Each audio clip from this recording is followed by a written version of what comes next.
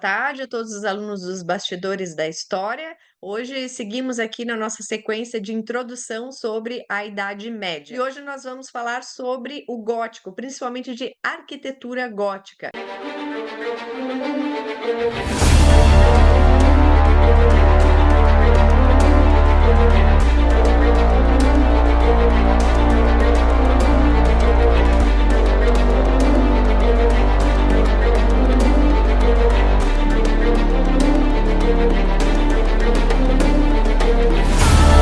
Quais são as principais características da arquitetura gótica? Eh, Essa nova tipologia estrutural vai permitir que eu tenha mais verticalidade. Então, enquanto na arquitetura românica eu vejo, um edifício mais pesado, mais maciço, aqui na arquitetura gótica eu vou ter uma verticalidade acentuada. Vou ter o uso dos arcos ogivais e de pináculos. Pilares compostos. Então, aqui, eu coloquei o desenho para ficar bem claro para vocês. Pináculos são essas pontinhas aqui, né? Aí, os pilares compostos são como se eu tivesse vários pilares, um do ladinho do outro, às vezes são 4, às vezes são 6, às vezes são até mais, formando a estrutura aqui do edifício. E agora, a parede ou fechamento não é mais estrutural. Eu tenho muito claramente o que é a estrutura, que é esse esqueleto que vocês estão vendo aqui. Então, eu tenho como estrutura das obras da arquitetura gótica o pilar, né? Aí eu tenho o arco ogival que faz essa pontinha e tenho o uso do arco-botante. O arco-botante surge aqui como um complemento, vamos dizer assim, de estrutura do contraforte. E esse arco-botante fica para fora da estrutura. Então, são essas peças aqui que nós vemos fora da estrutura das igrejas, que tem, por exemplo, uma famosa, a Notre-Dame de Paris, essas estruturas que ficam para fora e que vão permitir que eu tire a carga da parede do edifício e jogue a carga aqui para essa estrutura externa. Então, é graças a esse conjunto aqui de contraforte com arco-botante que eu vou conseguir ter muitas aberturas, né? Essas aberturas que serão fechadas com vitrais. Outra característica da arquitetura gótica, vai me permitir que eu abra as rosáceas são as aberturas circulares que formam como se fosse uma como se fossem várias pétalas, uma do ladinho da outra, e esses vitrais vão ser decorados com histórias bíblicas, com histórias dos reis, com histórias dos santos. Então, as paredes contam histórias, não mais com pinturas ou com mosaicos, mas agora em forma de vitrais. Então, essas aqui são as características principais da arquitetura gótica. E a abóbada de cruzaria, que eu já tinha comentado ali no início da aula, que é quando eu tenho esse cruzamento ou de arcos plenos ou de arcos ogivais, dando esse desenho aqui como se fosse um guarda-chuva, vamos dizer assim, tá? Que, dependendo aqui do estilo, do local, essas nervuras podem se multiplicar várias vezes, tá? Então, essa abóbada de cruzaria também pode ser chamada de abóbora de aresta, quando eu tenho cruzamento de arco pleno, tá? Vai dar essa característica típica das igrejas góticas. Então, tá aqui uma imagem do que seria essa tipologia. Só um parênteses aqui, que eu falei igreja gótica, normalmente a gente tende a pensar que a arquitetura gótica se desenvolveu somente em catedrais. Mas, repito, a catedral é o local onde fica a cadeira, a cátedra do bispo. Nós temos arquitetura gótica não só em catedrais, mas também em diversas igrejas, basílicas, não necessariamente catedral, tá? Bom, e quais são as principais tipologias da arquitetura gótica? Eu peguei 3 aqui, mas se vocês vão achar outras tipologias também em livros, tá? Nós temos o gótico clássico, que é esse ali do início, quando o gótico começa a nascer, e um exemplo disso é a Catedral de Chartres, na França, que é considerada uma das mais bem conservadas desse início aqui do período gótico. O que que nós temos aqui? Vamos tentar reconhecer os elementos que eu comentei com vocês. Aberturas nas paredes, então eu tenho aqui as paredes com essa estrutura aqui, com o pilar composto, como se fossem vários pilares um do lado do outro, formando essa abóbada de cruzaria, e o centro entre os pilares eu tenho aberturas com fechamento em vitrais. Um detalhe aqui que a gente pode ter essas lancetas, né, que são essas janelas pontiagudas, compondo com rosáceas, né? Então, é uma arquitetura muito bonita e que traz para dentro do edifício um jogo de cores muito interessante, que muda de acordo com o horário do dia, conforme a quantidade de sol que está chegando, né? Conforme a luminosidade, você vai ter uma sensação diferente dentro dessas igrejas góticas.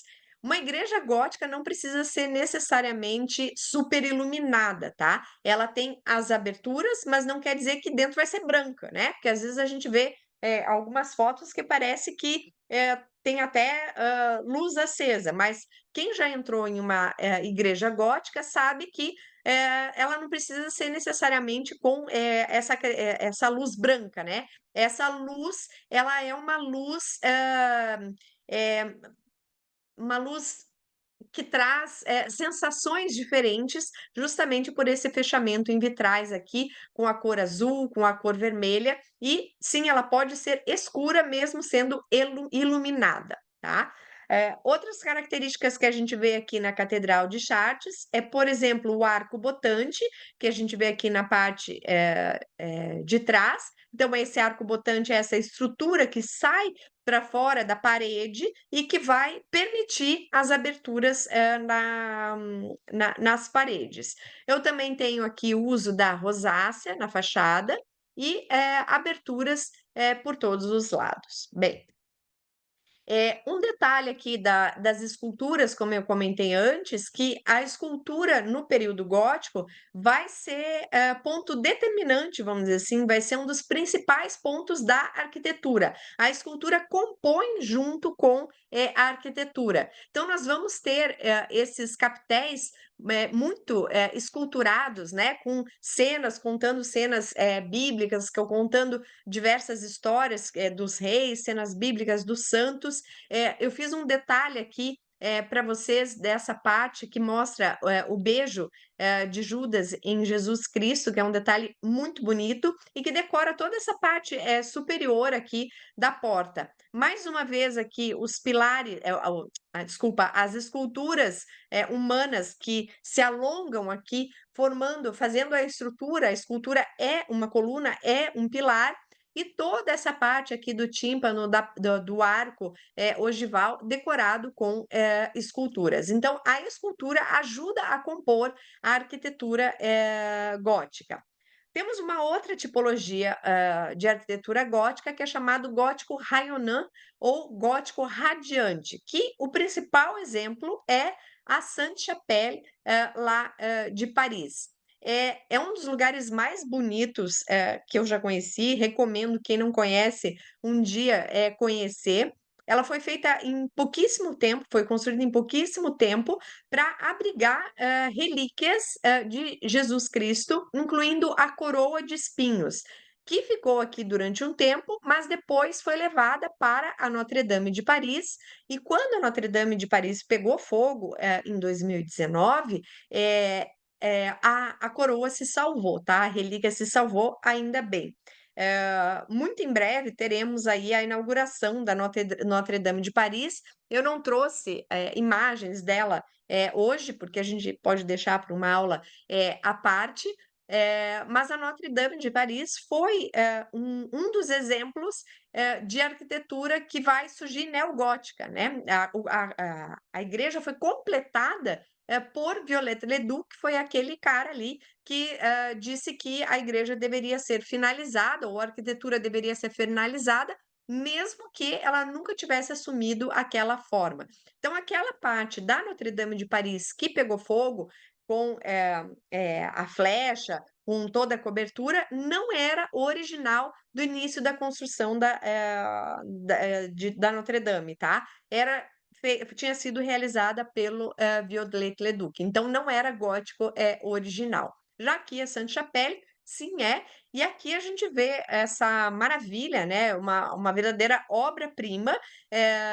Praticamente a gente não consegue sentir a estrutura de tão leve que a estrutura é. Olhando de fora, é mais pesada, a gente tem essa sensação de uma arquitetura mais fechada, mas quando nós estamos na capela superior, porque ela tem uma capela inferior e uma capela superior, a gente tem essa sensação aqui lindíssima de luminosidade, que entra por esses vitrais que contam diversas histórias. E reparem como são muito longilíneos esses pilares aqui que formam, dando a sensação quase que os vitrais estão flutuando aqui, né?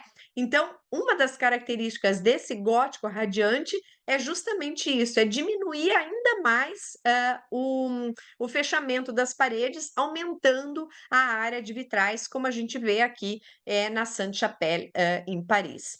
Um detalhe aqui de escultura, que eu comentei que a gente pode ter vários personagens, podem ser santos, podem ser reis, podem ser cenas bíblicas. Na fachada da Sainte-Chapelle, a gente tem a escultura do rei Luís IX, que foi o rei francês que decidiu construir esse local para abrigar as relíquias de Cristo. Outra tipologia que nós temos de gótico é o chamado gótico flamboyant ou gótico flamejante, né? Também chamado de gótico flamejante em português, que é já o final do período gótico, onde a gente tem um estilo mais luxuoso, exuberante, e essas nervuras das abóbadas, por exemplo, vão aumentar consideravelmente. A gente vai ter um aumento da altura, tanto é que a gente vai ter a sensação quase que essas igrejas vão subindo, vão indo em direção ao céu, como é o caso aqui da Catedral de Rouen, que a gente vê essas torres muito altas, alongadas, trazendo essa característica do gótico flamejante, que vem da ideia como se fossem chamas que saem da estrutura da arquitetura. Um outro exemplo disso, para a gente chegar no auge mesmo do que seria essas nervuras, é a Lady Chapel, que está na Abadia de Westminster, em Londres. E aí vejam que aqui já estamos falando do início do século XVI, enquanto na Itália o Renascimento já tinha acontecido há muito tempo, lá na Inglaterra ainda se fazia a arquitetura gótica, e aqui esse gótico aqui é flamejante, com muita decoração, que tem tantas nervuras ali na abóbada que a gente quase nem consegue distinguir quantas são. É como se fosse um grande guarda-chuva mesmo e extremamente decorado. Uma boa semana para vocês, um beijo grande, obrigada por seguir a aula de hoje. Beijo!